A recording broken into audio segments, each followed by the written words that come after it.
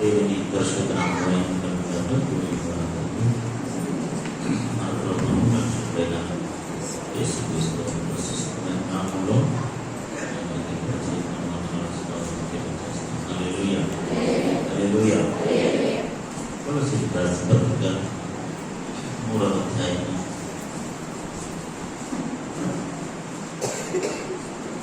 కొలొస్సీయులకు రాసిన పత్రిక అపోస్తలుడైన పౌలు కొలొస్సీయులకు రాసిన పత్రిక 3వ అధ్యాయం 5వ వచనం. కావున భూమి మీద ఉన్న మీ అవయవములను అనగా జారత్వము, అపవిత్రత, దురాశను, విగ్రహారాధనైన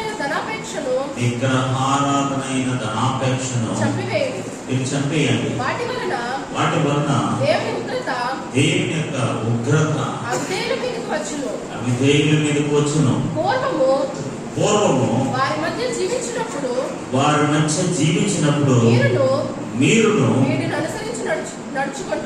వీటిని అనుసరించి మీరు నడుచుకున్నారు. ఇప్పుడైతే మీరు కోపము, ఆగ్రహము, దుష్టత్వము, దూషణ, మీ నోట బూతులు అని వీటన్నిటిని విసర్జించుడి. ఒకరితో ఒకడు అబద్ధమాడకండి. ప్రాచీన స్వభావము దాని క్రియలతో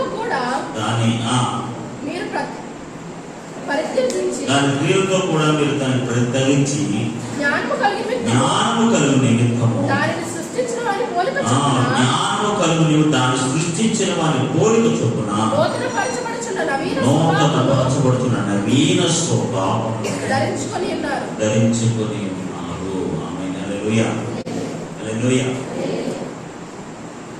మొదట చెప్పబడిన 4 వచనాలకి ఇప్పుడు చదివిన వచనాలకి దగ్గర సంబంధం ఉంది.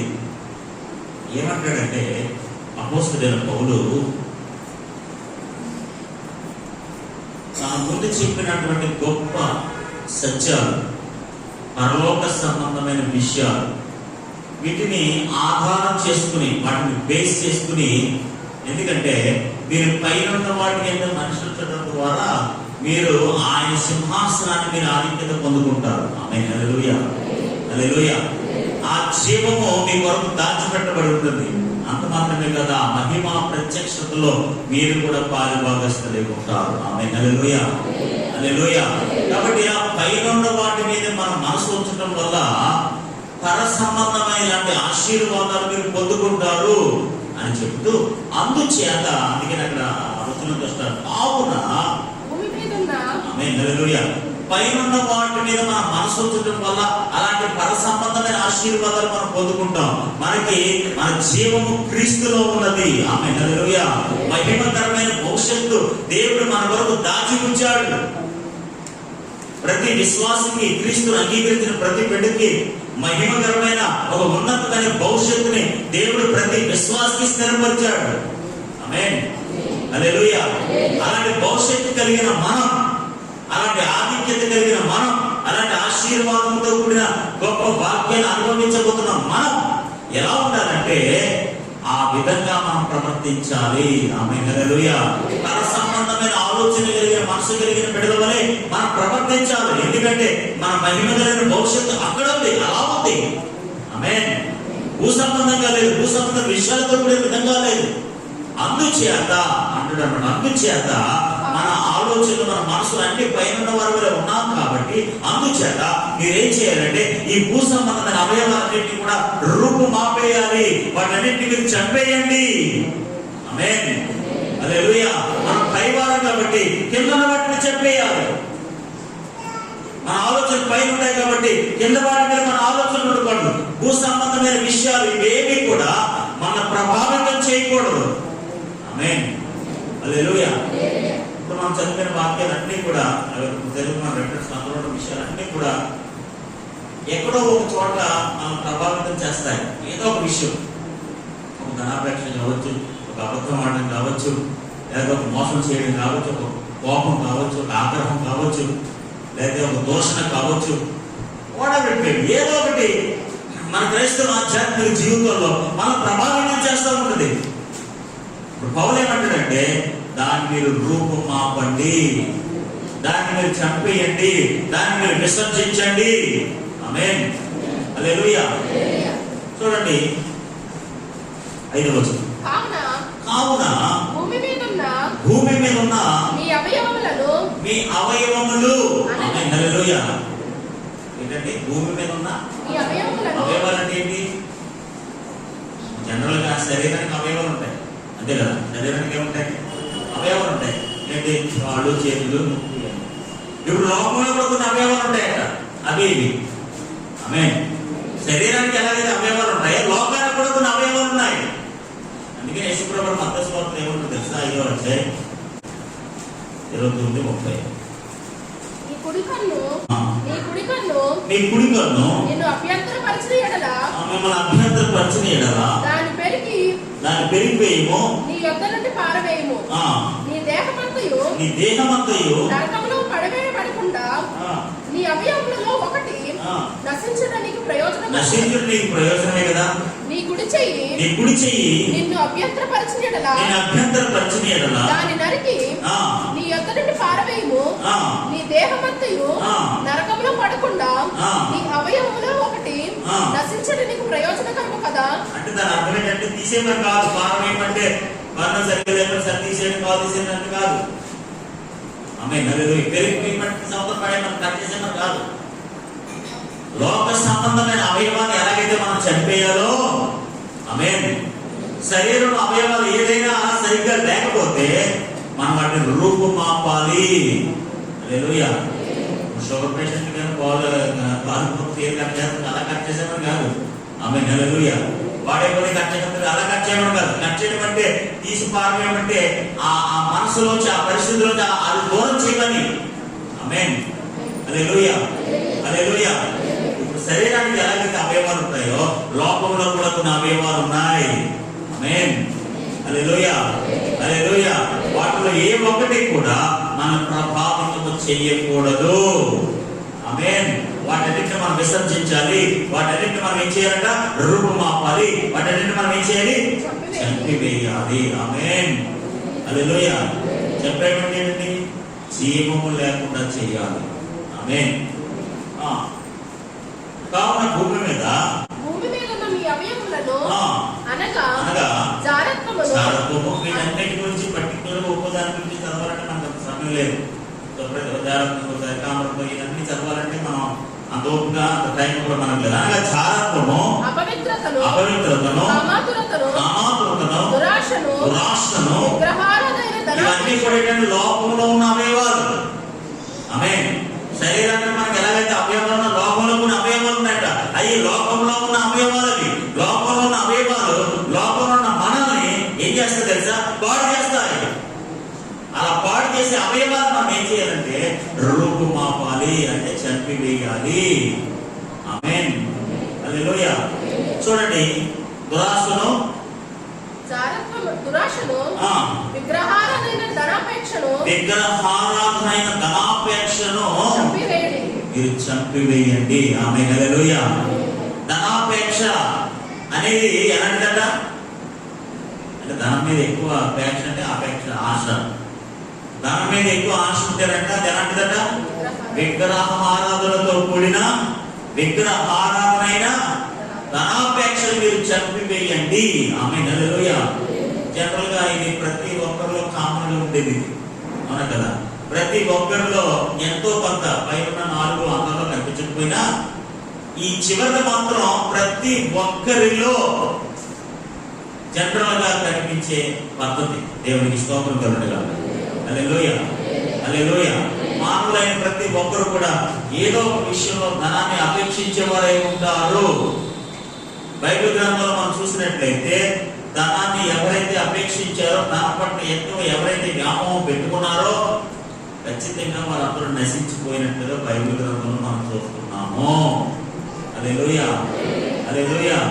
ఎలీషా దగ్గర గెహాజీ ఒక భక్తుడు ఉన్నాడు కదా. వెళ్ళి ఏం తెచ్చుకున్నాడు? అండి డబ్బు తెచ్చుకున్నాడు. ఆమేన్. హల్లెలూయా. డబ్బులతో పాటు ఏం తెచ్చుకున్నాడు? డబ్బులతో పాటు ఏం తెచ్చుకున్నాడు? కుష్ఠు రోగము తెచ్చుకున్నాడు. అక్కడికే వచ్చిందా? మొత్తం అనుకుంటున్నారని మరి అందరికీ వచ్చేసింది. దేవుని విశ్వాసం కలుగుతుంది. కాబట్టి అది విగ్రహారాధనైన ధనాపేక్ష. అంటే ధనం మీద ఎవరికి ఆశ ఉంటుందో అలా ఉంటుందని నేను చెప్పట్లేదు. విపరీతమైన వ్యామోహం ఉండకూడదు. ఆమేన్, హల్లెలూయా. అదొక్కటే మనకి ధ్యాస ఉండకూడదు. అదొక్కటే మన జీవిత లక్ష్యం కాకూడదు. అది ఏమైపోతుందంటే విగ్రహారాధన అయిపోద్ది. అంటే ధనాన్ని ఆరాధించకూడదు అయిపోతాం. దేవుని ఆరాధించకుండా, దేవుని వాక్యాన్ని ప్రేమించకుండా, దైవ సన్నిధిని ప్రేమించకుండా, దేవుని యొక్క సహవాసాన్ని ప్రేమించకుండా, నీకు ధనాన్ని మాత్రమే మనం ప్రేమిస్తే అదే మనకి ఆరాధన అయిపోతుంది. అంతే కదండి. ఈరోజు ఎంతమంది దేవుని ఆరాధన ఎటువంటి ధనాన్ని సంపాదించట్లేదు, వ్యాపారం చేయట్లేదు, ఉద్యోగం చేయట్లేదు, అవునా కదా. ఇప్పుడు వారి దృష్టిలో ఏమవుతుంది తెలుసా? వాక్యానుసారంగా మనం చెప్పుకున్నట్లయితే అదేమవుతుందంటే ఆ ధనాపేక్ష వారికి విగ్రహారాధన. ఏదో ఆ మాస్టర్ మనకి ఏదో అర్జెంట్ డ్యూటీ పడుతుంది, లేదా అర్జెంట్ పథకాన్ని సంపాదన పెట్టండి. కేవలం డబ్బు మాత్రమే సంపాదించాలి. డబ్బే మాకు ప్రాధాన్యము. దేవుని మందిరం కన్నా, దేవుని సహవాసం కన్నా, దైవికమైన క్రియల కన్నా, ఆలోచన కన్నా కేవలం డబ్బు మాత్రమే మాకు ప్రాధాన్యత మనసు కలిగి ఆలోచన కలిగి ఉంటారు సరే. వాళ్ళందరూ కూడా ధనాపేక్ష విగ్రహారాధన చేస్తున్న వారు. హల్లెలూయా, హల్లెలూయా. చూడండి, మొదటి తిమోతి రాసిన పత్రిక అందరికీ తెలిసిన వాక్య భాగమే అయినా సరే ఒకసారి సందర్భాన్ని చదవలసిన వారు. మొదటి తిమోతి రాసిన పత్రిక 6వ అధ్యాయము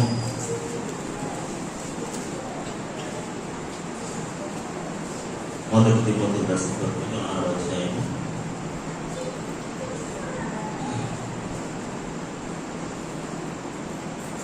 6వ వచనం చదువుతున్నాం. సంతృష్టి సహితమైన దైవభక్తి గొప్ప లాభ సాధనమైనది. సంతృష్టి సహితమైన భక్తి, ప్రార్థన లేదా ఆరాధన అంటే దేవుని కార్యక్రమాలు ఎలా ఉన్నాయట? గొప్ప లాభ సాధకమై ఉన్నవి. మనం ఈ లోకంలోనికి ఏమీ తేలేదు. తెచ్చిన ఎవరు ఉన్నారా? కొత్త బంగారం తెచ్చేయండి, కొత్త కట్టలు తెచ్చేయండి, కొత్త బీగో తెచ్చేయండి. ఏదో సారికి అత్తరండి సారెంట్ కొత్త కదా, అలా అట్టుకొచ్చినట్టు ఎలా పట్టుకొచ్చారండి. అత్తరంటికి వచ్చి సారెంట్ కొత్త కదా, ఇక ఎంతసార్లు తెచ్చే చూడండి అన్నట్టుగానే. అలాగా ఈ భూమి మీద వచ్చినప్పుడు మనం ఏమైనా తీసుకొచ్చామండి? ఏమైనా తీసుకొచ్చారా? మరి ఏమైనా తీసుకెళ్తారా? ఆమేన్. తీసుకురాలేదు, మనం తీసుకువెళ్ళాం. దాని మీద మాత్రం మనకు విపరీతమైన ధనాపేక్ష. అది మామూలు ధనాపేక్ష కదండి, విగ్రహారాధనైన ధనాపేక్ష. హల్లెలూయా, హల్లెలూయా. విగ్రహారాధనైన ధనాపేక్ష. కాబట్టి దేవుని బిడ్డలారా, ఎక్కువ ధనం మీద వ్యామోహం ఉండకూడదు. ఆమేన్, హల్లెలూయా. అది మన జీవితం నుంచి రూపుమాపాలి, దాన్ని మనం చంపేయాలి. ఈ రోజున ధనాన్ని ఖర్చు పెట్టడం అడ్మినిస్ట్రేషన్ సరిగ్గా లేకపోతేనండి ఖచ్చితంగా మనం ధనాపేక్ష గురైపోతాం. అది విగ్రహారాధన అయిపోతాం. ఎప్పుడు ఎవరికి ఎలా ఎంత చెల్లించాలో అంత చెల్లించాలి. దేవుడికి స్తోత్రం కలుగునుగా. ఆమేన్. అందుకే యేసుప్రభువు దేవుడికి ఇవ్వాల్సింది దేవుడికి ఇచ్చేయండి, కైసరికి ఇవ్వాల్సింది ఎవరికి ఇవ్వాల్సింది ఎవరికి వాళ్ళకి ఇచ్చేయండి. అలా ఇవ్వకపోతే ఏమవుతుంది? కుదరదు. రూల్స్ ఒప్పుకో. ఆమేన్. మీరు ట్యాక్స్ కట్టకపోతే గవర్నమెంట్ ఒప్పుకోదు. దేవుడికి ఇవ్వాల్సింది ఇవ్వకపోతే దేవుడు ఒప్పుకోడు. మధ్యలో ఏమవుతుంది తెలుసా? ఈ ధనాపేక్ష కలిగిన వారే ఆ ధనాన్ని ఒక విగ్రహారాధనగా భావిస్తున్నారు. హల్లెలూయా. ఇక ధనాన్ని మాత్రమే ప్రేమిస్తున్నారు. అలాంటి వారికి అపోస్తలుడైన పౌలు తిమోతి ద్వారా చెప్తుంది ఏంటో తెలుసా? మనం ఈ లోకంలోకి ఏమీ తీసుకుని రాలేదు. ఆమేన్, హల్లెలూయా. దీనిలో నుండి ఇక్కడి నుంచి ఈ లోకం నుంచి ఏమీ తీసుకుని పోలేము. కాగా అన్న వస్త్రములు గలవారమై ఉండి వాటితో తృప్తి పొందుదము. ఆమేన్, హల్లెలూయా. అన్నము, వస్త్రాలు, గృహము, ఇది ఇంకా లేకుండా చాలా ఇంపార్టెంట్ కదా. అన్న వస్త్రములు గలవారమై అన్న వస్త్రములు గలవారై ఉండి వాటితో తృప్తి పొందుదాము. ఇప్పుడు వేటితో తృప్తి పొందాలంటే మనం అంటే వేటితో తృప్తి పొందాలి? నిజంగా తెలుసు కదండి మనకి జీవితంలో వేటి మీద తృప్తి ఉండదు మనకి కదా. Man is not unsatisfied. అసలు సాటిస్ఫైడ్ అన్సాటిస్ఫైడ్ అనమాట. మనుషుడికి ఈ పాయింట్ ఆఫ్ టైం లో సాటిస్ఫై అవుతాడు, తృప్తి చెందుతాడు అన్నది లేదండి. అన్సాటిస్ఫైడ్ మ్యాన్ అనమాట. ప్రతి సందర్భంలో, ప్రతి పనిలో, ప్రతి విషయంలో సాటిస్ఫాక్షన్ ఉండదు. దేవుని వాక్యం ఏం చదివిస్తుందో తెలుసా? అన్న వస్త్రములు గలవారు వాటి యందు వాటితో తృప్తి పొందుదాము. ఆమేన్. హల్లెలూయా. ఎందుకు ఈ మాట చెప్తాడు? ధనాపేక్ష ఉండటం వల్ల అది విగ్రహారాధన అయిపోద్ది. అంటే దేవుడిని కాకుండా ధనాన్ని ఆరాధించేవాడు అయిపోతాం మనం. ఎప్పుడైతే దేవుడిని కాకుండా ధనాన్ని ఆరాధించేవాడు అయిపోతామో ఖచ్చితంగా మనం విగ్రహారాధనలు అయిపోతాం. ఈరోజు చాలా మంది క్రైస్తవులు ధనానికి విగ్రహారాధకులు అయిపోయారు. హల్లెలూయా. క్రైస్తవులే, పాస్టర్లు కావచ్చు, భక్తులు కావచ్చు, విశ్వాసులు కావచ్చు, నాయకులు కావచ్చు, పెద్దలు కావచ్చు, ఎవరైనా కావచ్చు, డజంట్ మ్యాటర్, ఎవరైనా కావచ్చు, విపరీతమైన ధనాపేక్ష కలిగిన వారు అయిపోయారు. హల్లెలూయా, హల్లెలూయా, హల్లెలూయా. దేవుడు, ఒకవేళ అలాంటి మనసు కనుక మనం ఉంటే ఇప్పుడు యేసునామములో అది రూపి మాపి వేయబడును గాక. అది మన జీవితంలో చంపి వేయబడును గాక. హల్లెలూయా. ధనాన్ని ఎక్కువగా మనం ప్రేమించొద్దు. ఆమేన్. హల్లెలూయా, హల్లెలూయా. ధనం కోసం కలలు కనొద్దు. దేవునికి ఇవ్వాలంటే నీకు ఇస్తాడు. ఆమేన్. హల్లెలూయా. మా నాన్నగారు అంటున్నారు, గవర్నమెంట్ సొమ్ము తిన్నట్టు అదృష్టం నాకు రాదు. అలాగా ఆ ధనం తినడానికి ఏముండాలి? మనకి అదృష్టం ఉండాలి. దేవుడు మనకు అనుగ్రహిస్తాడు. ఆమేన్. హల్లెలూయా. అది ఏ రూపంలో ఇస్తాడు, ఎలా ఇస్తాడు, ఎలా పోషిస్తాడు అన్నది మనకు తెలియదు, కానీ ఖచ్చితంగా మనం పోషిస్తాడు. అందుకనే ఏమంటుంది తెలుసా? పౌరులతోటి అన్న వస్త్రములు గలవాడుకై వాటి ఎందుకు తృప్తి పడము. Be satisfied with those two things. ఈరోజు ఈ రెండు లేనివాడు ఎంతమంది ఉన్నారో తెలుసా మీకు? ఆహారం లేనివాడు ఎంతమంది ఉన్నారో తెలుసా మీకు? వస్త్రాలు లేనివాడు ఎంతమంది ఉన్నారో తెలుసా మీకు? ప్రపంచంలో ఆహారం లేక, వస్త్రాలు లేక ఎవరు ఆహారం పెడతారో, ఎవరు వస్త్రాలు ఇస్తారని ఎదురు చూసేవాడు ఎంత మంది ఉన్నారో తెలుసా మీకు? నిజంగా దాని వాటి విలువ మనకు తెలియట్లేదు, కానీ చాలా మంది లోపల అలాంటి వారు ఉన్నారు. దేవుడికి స్తోత్రం కలుగుగాక. హల్లెలూయా. నిశ్చయంగా వాడు ఆయన మనం కలిగి ఉంటే ఒక విధంగా ఏ విధంగా చెప్పాడు? భోజనము, వస్త్రాలు, చక్కటి గృహం ఉండేనంటే ప్రపంచ ధనవంతులు 70% మనం ఉన్నవాళ్ళనండి. ఆమేన్. ఆహారము, బట్టలు ఉండడానికి ఒక ఇల్లు ఉండేనంట. ప్రపంచ ధనవంతులు మనం కూడా ధనవంతులు అనండి. ఆమేన్. చాలండి అవి మన జీవితాన్ని. దేవుడికి స్తోత్రం కలుగుగాక. హల్లెలూయా. విలువైనవి, గొప్పవి, మనల్ని గర్వాన్ని పెంచేయి, మన ఆలోచన విధానాన్ని పాడు చేసేయి, మన పరిస్థితులు మార్చేయి, మనకి టెన్షన్ ఇచ్చేవి, ఇవేమి మనకు అవసరం లేదు. దేవునికి స్తోత్రం కలుగుగాక. హల్లెలూయా. ఎంత తక్కువ డబ్బు ఉంటే మీకు అంత మనశ్శాంతి ఉంటుంది. ఆమేన్. ఎంత ఎక్కువ డబ్బు ఉంటే అంత మనశ్శాంతి ఉండదు, సమాధానం ఉండదు.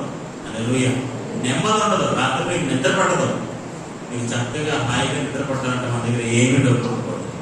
అప్పుడు మనకు ప్రశాంతంగా హాయిగా నిద్ర పడదు. హల్లెలూయా, హల్లెలూయా. ఎందుకంటే దానివల్ల మనకు నష్టం తప్ప లాభం ఏమి లేదట.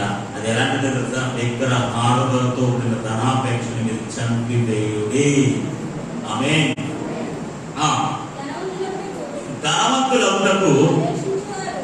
ధనవంతులు అవ్వాలని ఆశపడేవారు, అపేక్షించేవారు శోధనలోను, ఊరిలోను, అవివేయుక్తములను, హానికరమైన అనేక దురాశలోను పడుదురు. ఆమేన్. ఖచ్చితంగా ధనాపేక్ష, అపేక్ష కలిగిన వారు ఖచ్చితంగా ఇందులో మాత్రం పడిపోతారు.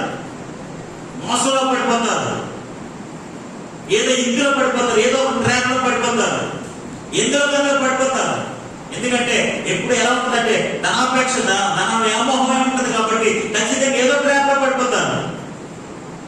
కాబట్టి దేవుడు నో, అలాంటి ఎక్కువ యాలిగేషన్స్ మనకు వద్దు. దేవుడికి స్తోత్రం కలుగుగా. నాకు తెలిసి మనలో ఎవరికైనా యాలిగేషన్స్ లేవులేండి నాకు తెలిసి. ఎందుకంటే మనకు చాలా సామాన్యమైన జీవితం, మన సామాన్యమైన జీవితాలు, మనం ఏం కోటీశ్వరులం కాదు, లేకపోతే కోట్లు పడగొట్టలేదు. మనకు వెరీ కామన్ లైఫ్. ఆమేన్. హల్లెలూయా. మనకు తెలిసి మనకు వచ్చి చెప్పి మళ్ళీ మళ్ళీ నెల పొద్దుకు వచ్చేటప్పుడు ఉండవు. ఎందుకంటే డాక్టర్ ఎట్టిపోతుంది, ఆడెట్టిపోతుంది, ఎట్టిపోతుంది, ఏమంటారు అవన్నీ వెళ్ళిపోతుంటాయి. దేవునికి స్తోత్రం కలుగుగా. నేనేమంటానంటే ఇంకా ఏదో వ్యామోహం పెట్టుకోవద్దు.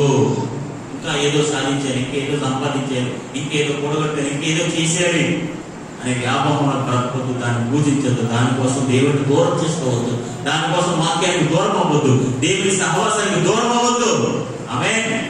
హల్లెలూయా, హల్లెలూయా. ఖచ్చితంగా మనకి దేవుడు ఇవ్వాలనుకుంటే ఏదో ఒక రూపంలో ఆయన మనకు అనుగ్రహిస్తాడు. ఆమేన్. కరుణలో మన అందరిని పోషించాడు దేవుడు. అని కరుణలో ఏ రోజున ఎప్పుడన్నా ఆకలితో ఉన్నారా? ఎవరైనా ఉన్నారండి? లేదండి. దేవుడు ఎంత అద్భుతంగా పోషించాడు మన అందరూ. పరిస్థితులు ఎంత కఠినంగా ఉన్నా సరే దేవుడు పరిస్థితులు ఎంత అనుకూలపరిచాడు మనకి. ఖచ్చితంగా దేవుడు ద్వారా మన దేవుడు సమస్తము అనుగ్రహించే దేవుడు, సమస్తము సమకూర్చే దేవుడు. హల్లెలూయా. ఎప్పుడైతే ధనాపేక్ష మనం అపేక్షించే వారం అయితే ఖచ్చితంగా శోధనలో పడిపోతాం. ఏదో ఒక శోధనలో మీరు గురైపోతారు.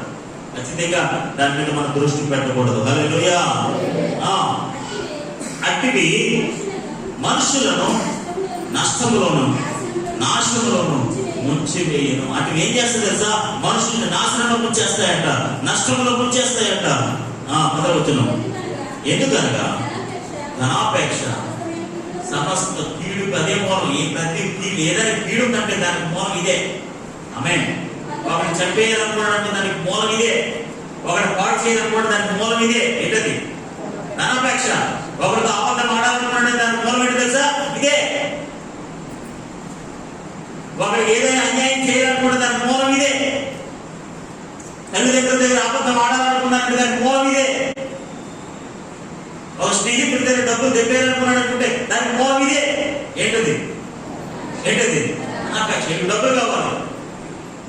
సో సమస్తానికి మూలం అదే. ఈరోజు చాలా మంది దేవుని బిడ్డలైన వారు డబ్బుల దగ్గర నిజాయితీగా ఉండలేకపోతున్నారు. ఆమేన్. హల్లెలూయా. ఈరోజు దేవుని బిడ్డలారా మనకు అనుగ్రహించిన దానములో మనం నమ్మకస్తులముగా ఉందుముగాక. హల్లెలూయా, హల్లెలూయా. కొంచెంలో నమ్మకమున్నవాడే ఎక్కువ డబ్బుల్లో కూడా నమ్మకంగా ఉంటాడు. దేవుడికి ఇస్తేనే దేవుడు మనం దీవిస్తాడు. ఆమేన్. హల్లెలూయా. మనం దానికి ఇవ్వకుండా మనం దాచిపెట్టుకుంటే ఆ ధనం వల్ల మనకు ప్రమాదమే తప్ప, కీడే తప్ప, మోసం తప్ప దానివల్ల ఏ ప్రయోజనం ఉండదు. ఆమేన్. హల్లెలూయా. ఎందుకనగా ధనాపేక్ష సమస్త కీడులకు మూలం. అన్నిటికీ మూలం అదే. ఒకటి మోసం చేయాలన్నా, ఒకటి పట్టాలన్నా, ఒకటి అబద్ధం ఆడాలన్నా, ఒకటి చీట్ చేయాలన్నా, ఒకటి చంపాలన్నా, చివరికి చంపడానికైనా సరే మూలం ఏంటి? అదే. వీటి దగ్గర 1,00,000 రూపాయలు ఉన్నాయా అని అనుకో, అంత దారుణం. మీరు పేపర్లో టీవీలో చదువుతుందా? డబ్బులు ఇవ్వట్లేదు, తల్లి చెప్పేసిన లేడా? డబ్బులు ఇవ్వట్లేదు, భార్య కొట్టేసిన లేడా? ఏమంటే ఇలాంటి మీరు చదవట్లేదా? సమస్త కీడుకి, గొడవలకి, ఫైటింగ్, యుద్ధాలకి కారణం ఎవరు? దానము. ఆమేన్. హల్లెలూయా. ఎందుకన్నా ధనాపేక్ష సమస్త కీడులకు మూలం. కొందరు దాన్ని ఆశించి విశ్వాసం నుంచి తొలగిపోయి నానా పాత్రలతో తమను తామే పొడుచుకునేది. హల్లెలూయా. కొందరు దాన్ని ఆశించి విశ్వాసం నుంచి తొలగిపోయారు, సహవాసం నుంచి తొలగిపోయారు, వాక్యం నుంచి తొలగిపోయారు, దేవుని సన్నిధి నుంచి తొలగిపోయారు. ఎందుకంటే ధనాన్ని ఆశించడం వల్ల ఏదో సంపాదించాలి, ఏదో చేసేయాలి, ఏదో సంపాదించాలని ఆశ, ఆసక్తి, కోరిక, ఇవన్నీ కూడా మనల్ని చాలా దురాశలకు నడిపించేస్తాయి. హల్లెలూయా. కాబట్టి దేవుడు పెట్టారా, ఎట్టి పరిస్థితుల్లో ఇలాంటి మనసు మనకు ఉండకూడదు. ఆ మనసు మనకు ఉంటుంది ఏంటి తెలుసా? విగ్రహార్థంతో కూడిన ధనాపేక్షను మీరు చంపివేయండి, పెరిగి పారవేయండి, రూపం మాపండి. దేవునికి స్తోత్రం కలుగునుగాక. హల్లెలూయా. కొలుసు రాష్ట్రం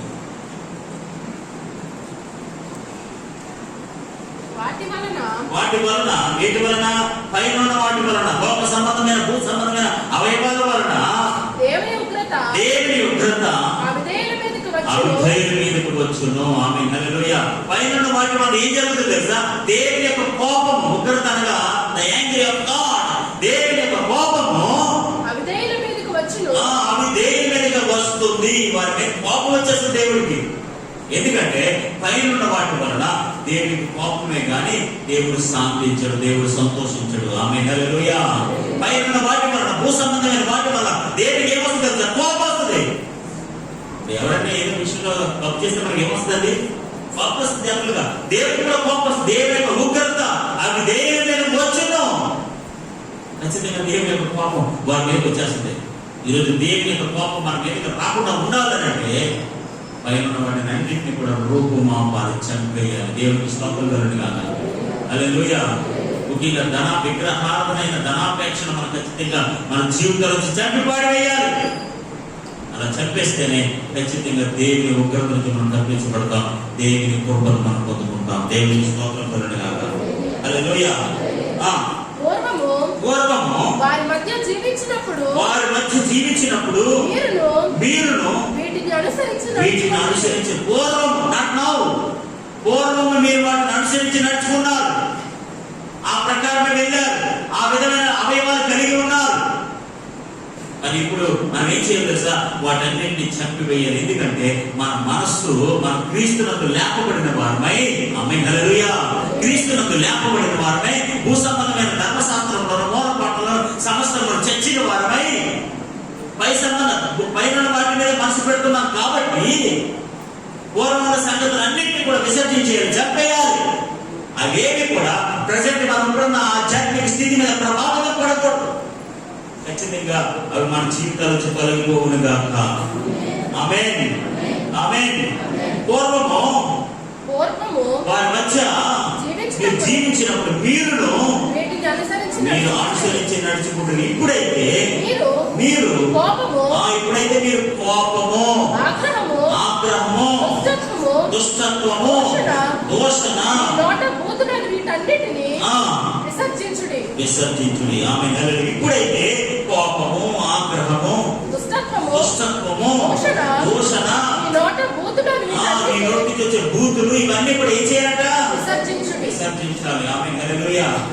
అంటే పైన ఏంటి? మనం ఇప్పుడు విస్తృత లేకుండా మన పైన ఉన్నాం కదా, పైన ఉన్న వాటి గురించి ఆలోచించాలి. మీ మనసు పైన ఉన్న వాటి ఇప్పుడు ఇక్కడ విసర్జించాల్సినవి పైన ఉంటాయండి? ఉంటాయా? పైన బూతులు ఉంటాయా? చెప్పండి. పైన కోపం ఉంటుందా? పైన ఆగ్రహం ఉంటుందా? దుష్టత్వం ఉంటుందా? దోషం ఉంటుందా? ఈరోజు ఈ లక్షణాలన్నీ ఏ క్రైస్తవ ఆధ్యాత్మిక వ్యక్తికి ఉండకూడదు. ఆమేన్ హల్లెలూయా, హల్లెలూయా. ఏ ఆధ్యాత్మిక వ్యక్తి ఈ 6 లక్షణాలు కలిగి ఉండకూడదు. శాంతము కలిగిన వారని, ఏ ఒక్కరిని దూషించిన వారే ఉండాలి. దేవుడికి కృతజ్ఞత వచనాలు పలికే వారమే ఉండాలి. వీటన్నింటినీ కూడా మనం ఏం చేయాలట? విసర్జించాలి, తొలగించాలి. దేవునికి స్తోత్రం కలుగును గాక. ఎందుకంటే ఇవన్నీ ఎక్కడివి? భూ సంబంధమైనవి. ఈ డిపార్ట్మెంట్, ఈ అవయవాలన్నీ ఎక్కడివి? భూ సంబంధమైనవి. ఈ భూ సంబంధమైనవన్నీ కూడా ఎక్కడైనా నశించిపోవాలి. మనం పర సంబంధమైన వారు కాబట్టి, మనం అక్కడికి వెళ్ళేవారు కాబట్టి, అక్కడ మనసు పెట్టేవాడు కాబట్టి, అక్కడ మనసు పెట్టేవాడు ఆ సింహాసనం మీద, ఆ జీవం మీద, ఆ మహిమ ప్రత్యక్షత మీద మనసు పెట్టాలి. కానీ ఇక్కడ ఉన్న వాటి మీద మనసు పెట్టకూడదు. హల్లెలూయా. వాటిని మనం ఏం చేయాలట? చేయాలి. దేవునికి స్తోత్రం. ఒకరితో ఒకడు అబద్ధమాడుకుడి. ఆమేన్ హల్లెలూయా. జనరల్ మనం అబద్ధం ఏం చేయకూడదట? జనరల్ గా నోరు తెరిస్తే రోజులో ఖచ్చితంగా అబద్ధం ఆడతాం కదా. ఏదో ఒక రూపంలో, ఏదో ఒక డిపార్ట్మెంట్ లో, ఏదో ఒక సమయంలో, ఏదో ఒక సందర్భంలో, ఏదో ఒక సందర్భంలో టైంలో ఖచ్చితంగా మనం అబద్ధం ఆడేస్తాం. ఖచ్చితంగా ఆడేస్తాం. వెళ్ళావా? వెళ్ళలేదు. ఉన్నావా? లేదా? ఈ రోజున అబద్ధం ఆడటం ఎంత సులువైపోయిందని, చాలా సులువైపోయింది. దేవునికి స్తోత్రం కలుగును గాక. పౌలు భక్తుడు అంటాడు, మనం పర సంబంధమైన మనుషులు కాబట్టి భూ సంబంధమైన విషయాలు మనం విసర్జించే వారిని ముందుకు గాక. హల్లెలూయా, హల్లెలూయా, హల్లెలూయా. చూడండి, ఒక వచనాన్ని మనం చూద్దాం. అబద్ధమాడుకుడి. ఎఫెసీయులకు రాసిన పత్రిక 4వ అధ్యాయం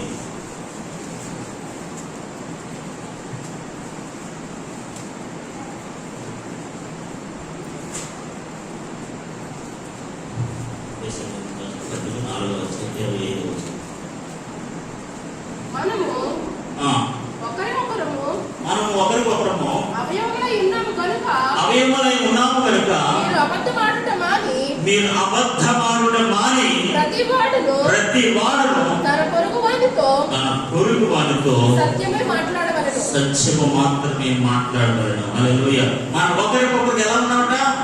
అవయవములై ఉన్నాము గనుక మీరు అబద్ధమాడుట మాని ఖచ్చితంగా మన అబద్ధం ఆడడం మాని ప్రతి వాడు కూడా తన పొరుగు వానితో సహోదరుడితో తన పొరుగు వారితో సత్యమే మాట్లాడవలెను.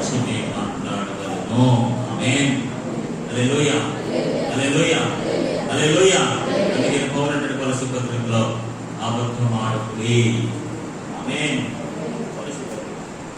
ఏలయనగా ప్రాచీన స్వభావమును ఎందుకు ఇవన్నీ విడిచిపెట్టాలంటే ఎందుకనగా ప్రాచీన స్వభావము దాని క్రియలతో కూడా ప్రాచీన స్వభావం అంటే మన పాత జీవితం, దాని క్రియలతో కూడా అంటే దాని పనులతో మన పాత జీవితం ఉన్న పనులు క్రియలు అవయవాలు విసర్జించాల్సిన కార్యక్రమం అన్ని కూడా మీరు పరిత్యాగించి వాటన్నిటిని కొట్టివేసి వాటన్నిటిని తీసివేసి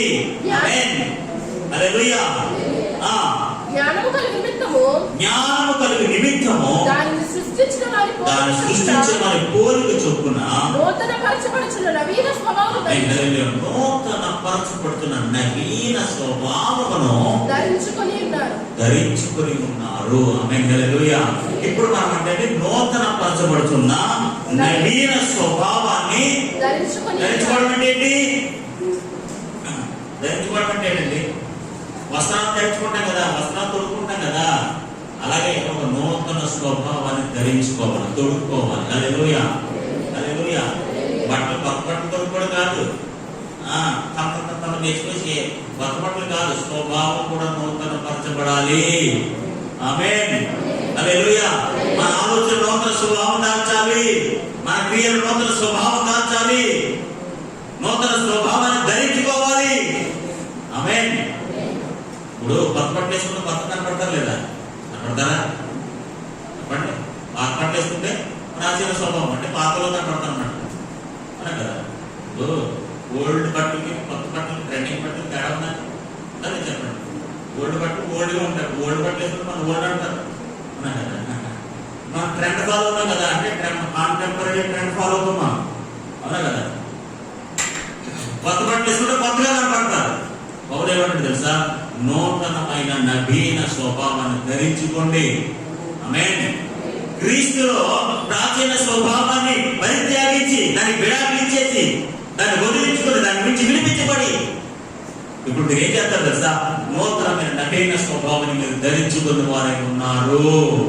ఎప్పుడైతే మనం నూతనమైన స్వభావం ధరించుకున్నామో పైన భూ సంబంధమైన అవయవాలు పోవాలి, 6 లక్షణాలు పోవాలి, అన్ని విసర్జించారు, అన్ని అబద్ధమాడిన పోవాలి, ఇవన్నీ పోవాలి. ఎవరు పోతాయంటే ఎవరైతే నూతనమైన నవీన స్వభావాన్ని ధరించుకుంటారో. ఆమేన్. కొత్త బట్టలు తొడుక్కోవడం కాదు, కొత్త స్వభావాన్ని తొడుక్కోవాలి. కొత్త మనసుతో ఉండాలి, కొత్త ఆలోచనతో ఉండాలి, నూతనమైన మనసు కలిగిన వారే ఉండాలి. క్రీస్తులో ఉంటాం, ఇంకా ప్రాచీన బుద్ధులే క్రీస్తులో ఉంటారు, పైకేమో నవీన స్వభావం కలిగి ప్రవర్తిస్తారు. లోపలంతా ప్రాచీన స్వభావమే, ప్రాచీన అలవాట్లే, ప్రాచీన పద్ధతులే, ప్రాచీన విధానాలే. పైకి మాత్రం నూతన స్వభావంతో కూడిన ఆ నూతన వస్త్రాలు ధరించేసుకుంటాం. దేవుడికి స్తోత్రం కలుగునుగా. హల్లెలూయా. హల్లెలూయా.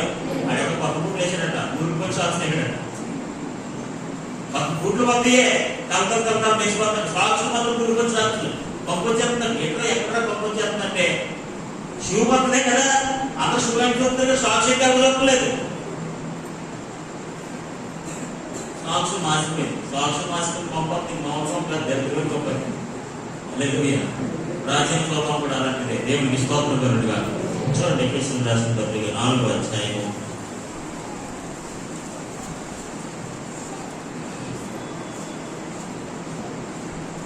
22వ వచనం. కావున మునుపటి ప్రవర్తన విషయంలో అయితే మోసకరమైన దురాశల వలన మునుపటి ప్రవర్తన విషయంలో మోసకరమైన దురాశ వలన చెడిపోవు మీ ప్రాచీన స్వభావాన్ని వదులుకొని మీ చిత్త వృత్తి యందు నూతన పరచబడిన వారై ఆమేన్, హల్లెలూయా. నూతన పరచబడిన వారై నీతియు నీతి యథార్థమైన భక్తి గలవారై దేవుని పోలికగా సృష్టించబడిన నవీన స్వభావాన్ని ధరించుకున్నవారెనో. హల్లెలూయా. నవీనమైన నూతన స్వభావాన్ని మనం ధరించుకోవాలి. ఎందుకో తెలుసా పైన ఉన్న వాటిని అన్నింటినీ కూడా మనం ఏం చేయాలి? చంపి పాడేయాలి, విసర్జించేయాలి, అబద్ధం ఆడటం మానేయాలి. అవన్నీ తొలగిపోవాలి. ప్రాచీన స్వభావాన్ని పరిత్యాగించాలి. ఎందుకంటే మనం పైన వాడము నూతన స్వభావాన్ని ధరించుకోవలసిన వాడము. హల్లెలూయా, హల్లెలూయా, హల్లెలూయా. నూతన స్వభావాన్ని ఎవరైతే ధరించుకున్నారో, నవీన స్వభావం కలిగి ఎవరైతే జీవిస్తున్నారో వాళ్ళెవరూ కూడా భూ సంబంధమైన అవయవాలు కలిగిన వారిగా ఉండకూడదు. లోక సంబంధమైన వాటిని అన్నింటినీ విసర్జించి అబద్ధం ఆడటం మాని దేవుని కోపానికి మరి అభివేదానికి ఏదైతే వస్తుందో అలాంటి కోపానికి ఒకరికి మనం గురవ్వకుండా మన నూతన స్వభావాలతో జీవించదము గాక. హల్లెలూయా. అక్కడ మనం చదివాం కదండి, ఇది శరీర ప్రాచీన స్వభావం ఇవన్నీ కూడా ఉన్నాయి కదా. ఈ 2:23 వ్యాచారణ వీళ్ళందరూ ఏమన్నారు? ఇవన్నీ చేస్తే మన భ్రష్ట స్వభావం పోతుంది. ఆమేన్, హల్లెలూయా. మన భ్రష్ట స్వభావం పోతుంది. మన భ్రష్ట స్వభావం ఎలా పోతుందండి? ఈరోజు దేవుని ద్వారా, దేవుని ఆత్మ ద్వారా, క్రీస్తు ద్వారా మాత్రమే మన భ్రష్ట స్వభావాన్ని తొలగించుకోగలము. హల్లెలూయా. ఆయనే మన శరీర సంబంధమైన కోరికలను చంపివేయగలడు, తీసివేయగలడు. ఆయన ద్వారానే వాటిని మనం చేయించగలరు. దేవునికి స్తోత్రం కలుగును. హల్లెలూయా, హల్లెలూయా. దేవుని ఆత్మ ద్వారా, దేవుని శక్తి ద్వారా, ఆ దేవుని మహిమ ద్వారా వాటన్నిటిని మనం చంపివేసి విసర్జించి నవీన స్వభావములను ధరించుకుందాము గాక.